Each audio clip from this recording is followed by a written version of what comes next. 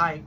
So, 2026 is just right around the corner, and the new year coming means that, there are some things that should be changed. So, for 2026, for a change, I put that challenge upon myself to use social media in a way that gives you guys a glimpse of my life. So, I'm going to use social media in three ways to share three things about me: ideas, memories, and adventures.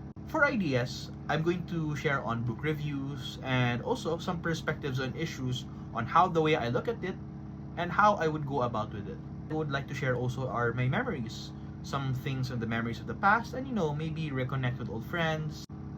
And lastly, are of course my adventures will be probably a peek on my hobbies in forms of mini vlogs. And yeah, for my New Year's resolution on 2026, I'm going to use my social media. And don't worry, I'll keep it real. Happy New Year, everyone, and let's get ready for 2026.